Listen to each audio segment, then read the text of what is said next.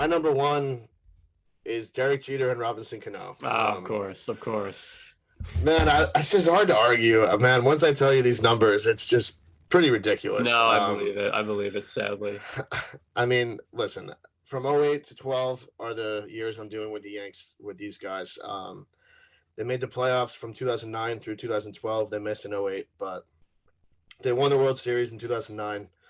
Um, Derek Jeter averaged a 303 batting average, 12 homers a year, 17 stolen bases a year, and he averaged 150 games played over these 5 years. Typical shortstop numbers, typical Jeter numbers. That's why he's in the Hall of Fame. Yeah. He was an all-star all 5 of these seasons. He was a Silver Slugger 3 times, and he won 2 Gold Gloves. So, I mean, it's pretty ridiculous.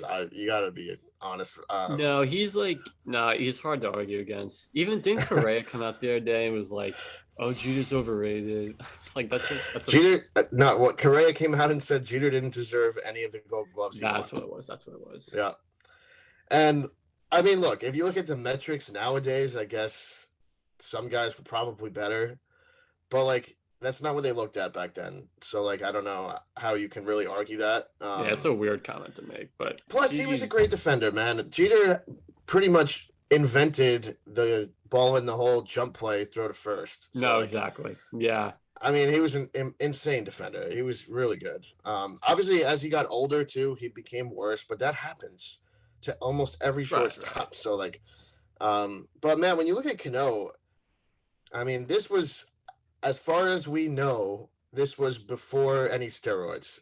Obviously, right. It might not have been, but Cano averaged a 305 batting average, 31 homers, 96 RBIs, and an 862 OPS. And he averaged 160 games played per season. So, I mean, this was peak Robbie Cano, man. That's really he was. I didn't even remember how good he actually was at the time until I looked up these numbers. He was just like unbelievable. And this is right before he dipped for Seattle, right? I think he left for Seattle in 13 or 14. Right. Or something like that. So, yeah. I mean, at one point. Yeah, he did. He won the home run derby. I think, yeah, that was pretty memorable because his dad pitched to him. Right. So that was pretty cool. Also, I mean, man, he was just made for the short porch. That's the thing. Like, not that he was getting a lot of cheapies, but I mean, a left-handed swing. A lot of people said he had the best left-handed swing, the sweetest swing. Yankee Stadium was literally the perfect place for him. That's why I never got why he went to Seattle. I get the money situation, but you probably would have put up better numbers if you stayed with the Yankees. We gave him a pretty good offer too, but Seattle just gave him more money. But he was an all-star 3 times, Silver Slugger 3 times, 2 Gold Gloves too. Cano was a great defender too. A lot of people forget that because he's not as good now as he was, but man, during his early years with the Yanks, he was awesome.